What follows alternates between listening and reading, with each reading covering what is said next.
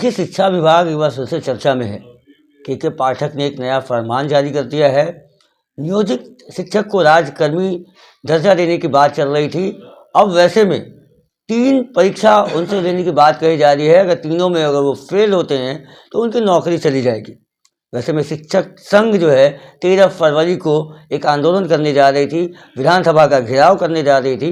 वैसे में एक और फरमान के पाठक ने जारी कर दिया है कि जो भी लोग इसमें शामिल होंगे, जो भी शिक्षक इसमें शामिल होंगे, उनको चिन्हित करके उन पर कार्रवाई की जाएगी। डीएमओ को, जितने डीएम है, सारे जिलों के डीएम को भी ये चिट्ठी लिखी जा चुकी है कि अगर उनके ज़िले में ऐसा होता है तो उन्हें उन पर कार्रवाई करें और चिन्हित करें। इस बात को जानने के लिए हम संदीप सौरभ के पास हैं, विधायक हैं CPI-ML के और शिक्षक संघ के संरक्षक भी हैं। तो संदीप जी, के पाठक ने फरमान जारी कर दिया है, आप संरक्षक हैं, आप क्या इसमें अब करेंगे? आपका स्टैंड? दुर्भाग्यपूर्ण वो फैसला है जो के पाठक का लेटर आया है। मैं ये सोच के दंग हूँ कि कैसे सरकार बदलते ही नियोजित शिक्षकों का पूरा मामला बदल गया। पिछली सरकार में देखिए मुख्यमंत्री एक ही हैं। पिछली सरकार में जब हम लोग साथ थे तो हम लोगों ने लड़ करके, झगड़ करके, तर्कों के माध्यम से, आंदोलन के माध्यम से सरकार को इस बात के लिए बाध्य किया था कि नियोजित कर्मियों को राज्यकर्मी का दर्जा देंगे।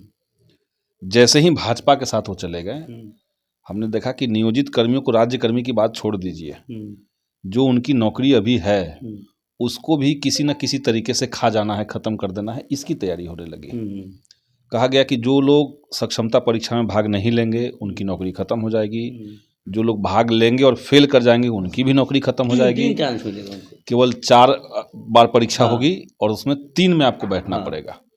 तो ये सरासर गलत है। और जो 5 अगस्त के दिन मुख्यमंत्री जी के साथ महागठबंधन की बैठक हुई थी जिसमें ये फैसला हुआ था, उस बैठक में मैं भी था, तो उसमें जो बात हुई थी ये उसके सीधा उलट है। उस समय ये कहा गया था कि सक्षमता परीक्षा बहुत मामूली परीक्षा होगी, उसमें जिस क्लास के जो शिक्षक रहेंगे उसी क्लास का, उसी विषय का सवाल पूछा जाएगा।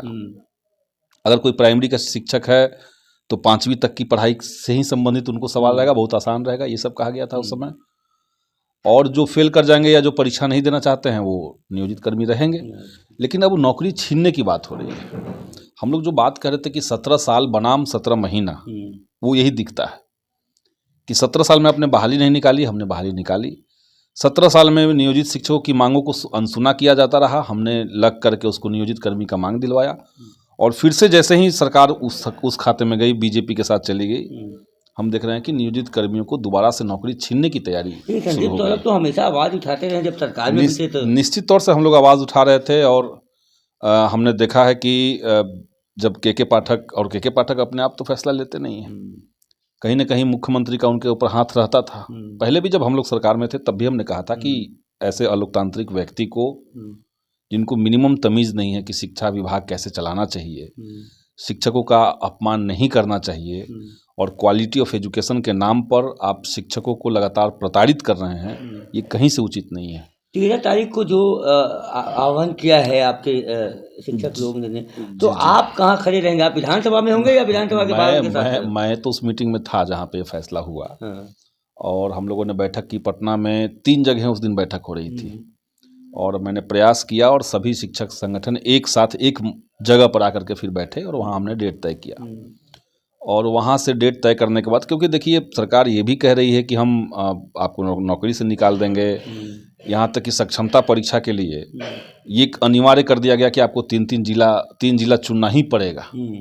जबकि 2020 का सेवा शर्त नियमावली अगर पढ़ा जाए ठीक से तो उसमें ये जो जितने नियोजित शिक्षक हैं उनके लिए एक बार ऐच्छिक ट्रांसफ़र की बात की गई थी, वो आपने लागू नहीं किया।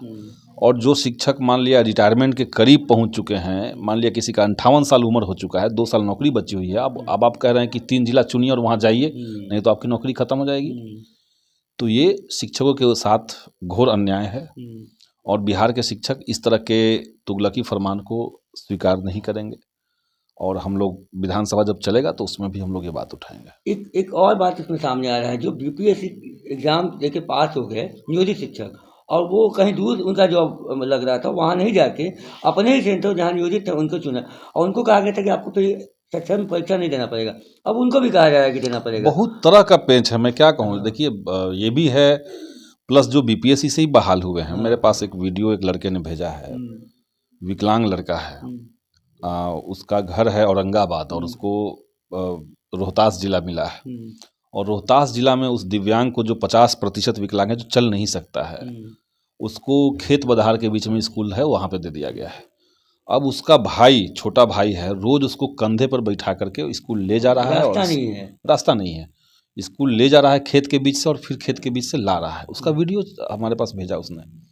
तो जो दिव्यांग हैं उनकी पोस्टिंग कैसे होनी चाहिए थी, जो महिलाएं हैं उनकी पोस्टिंग कैसे होनी चाहिए थी। अगर किसी को लगता है कि बक्सर के लोगों को पूर्णिया और पूर्णिया के लोगों को रोहतास भेज देने से कल्याण हो जाएगा शिक्षा का, तो कल्याण नहीं होगा। लोग आने जाने में ही समय टीचर्स का निकल जाएगा। हम ये भी देख रहे हैं कि कई सारी दुर्घटनाएं इस बीच में हुई है, क्योंकि आपने नियम बना दिया कि 9 से 5 आपको रहना पड़ेगा, तो 9 बजे पहुंचने के चक्कर में लोग जा रहे हैं जल्दीबाजी में, उसमें एक्सीडेंट भी हो रहा है।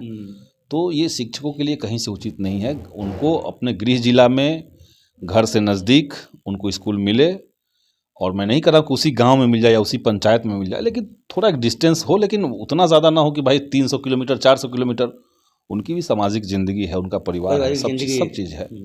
तो ये सरकार को समझना चाहिए। तो ये जो फरमान निकला है के पाठक का, सारे जिला अधिकारियों को चला गया है, तो क्या आप ऐसे में कुछ शिक्षक डर जाएंगे, आपके साथ नहीं जुड़ेंगे उस दिन 13 फरवरी को, या आप कुछ उनको मना करेंगे? देखिए, ये तो शिक्षकों को तय करना होगा, क्योंकि जितना इंसल्टिंग अप्रोच अभी है गवर्नमेंट का भी और एजुकेशन डिपार्टमेंट का भी, तो उसके खिलाफ चुप रहने से तो कुछ नहीं हुआ।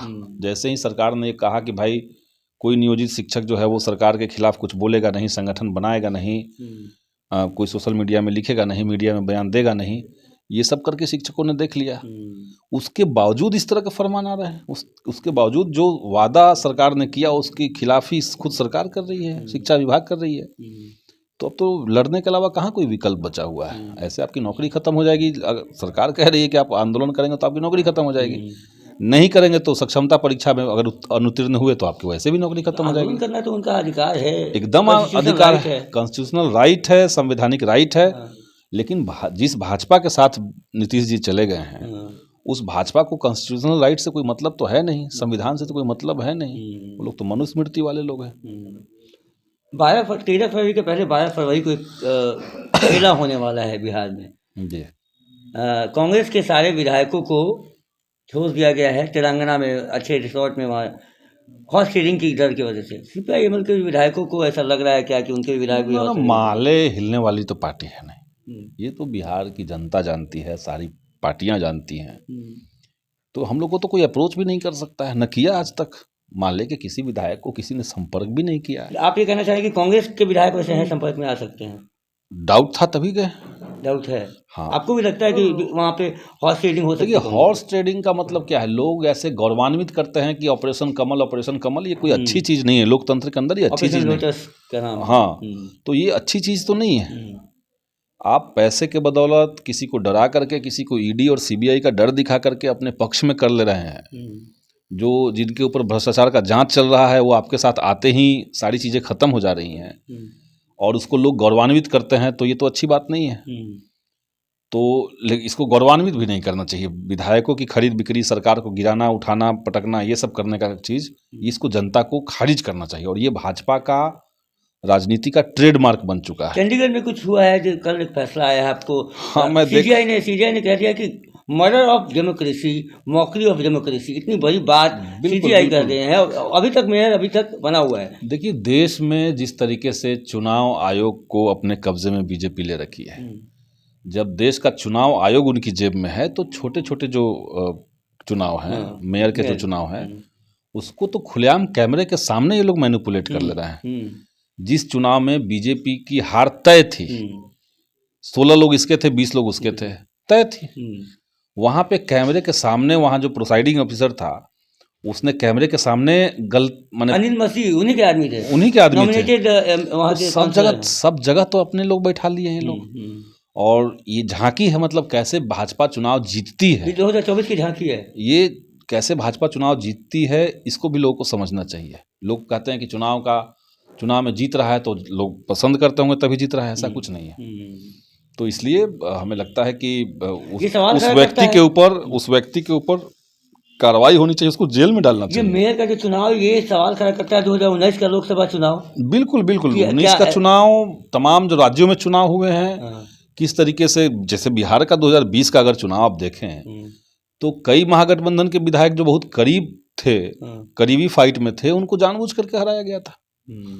तो सत्ता का दुरुपयोग, सरकारें बहुत सारी आई और गई, लेकिन भाजपा ने जो किया है वैसे पहले कोई सरकार ने नहीं किया। कोई नहीं किया। एक आखिरी सवाल संदीप जी, 12 तारीख को खेला होगा, आप लोग ने क्या कुछ प्लान बना रखा है? जदयू के हम विधायक- लोग शुद्ध रूप से 12 विधायक हैं, 12 विधायक एक साथ जाएंगे और महागठबंधन का साथ देंगे। खेला होगा कि नहीं? अब ये तो खेला करने वालों से आप पूछिए, हम कैसे कह दें कि खेला होगा कि आप उस आप इंडिया नहीं। गठबंधन, ठीक है, महागठबंधन देखिए के बात दल है के- कि जदयू के जो विधायक हैं उनके अंदर ये तो खलबली है। खलबली किस बात के लिए है? क्योंकि कल तक जदयू के जो विधायक घूम घूम करके जनता के बीच में ये बात कह रहे थे कि देश का संविधान, देश का लोकतंत्र सब खतरे में है। आप लोग के ही मीडिया में नीतीश कुमार जी बार बार ये कह रहे थे कि आप लोग को गुलाम बना लिया गया है, आप लोगों पे कंट्रोल किया जा रहा है, हम जब बीजेपी को हरा देंगे, बीजेपी जब हट जाएगी तो आप लोग आज़ाद हो जाएंगे। अब अचानक से अगर नीतीश कुमार जी ने यू टर्न ले लिया, अब उनको संविधान और लोकतंत्र खतरे में नहीं दिख रहा है। अगर विजय कुमार चौधरी जी सदन के अंदर 25 बार ये कहे हैं कि देश का जो संघीय ढांचा है, जो गैर भाजपाई राज्य हैं, उसको जानबूझ करके इकोनॉमिकल क्राइसिस में ढकेला जा रहा है, अब अगर वो यू टर्न ले रहे हैं तो उसके पीछे पीछे सारे विधायक यू टर्न ले लेंगे और जनता उनकी बात मान जाएगी, ये तो ज़रूरी नहीं है। इसलिए विधायकों में एक तो उहापोह की स्थिति है। तो अगर खेला होगा तो वहीं से होगा और कहीं से तो कुछ होना नहीं है। तो हमारे साथ संदीप सौरभ जी थे, इनका साफ साफ कहना है कि जो शिक्षक का जो आंदोलन होना है वो अब शिक्षक को तय करना होगा कि वो के पाठक के फरमान से डर जाते हैं या फिर अपने हक की लड़ाई लड़ते हैं। वहीं खेला होने के बाद पे भी इन्होंने साफ साफ कह दिया है कि जदयू के विधायकों यानी उनके विधायकों में खलबली मची हुई है। अब देखना यह है कि 12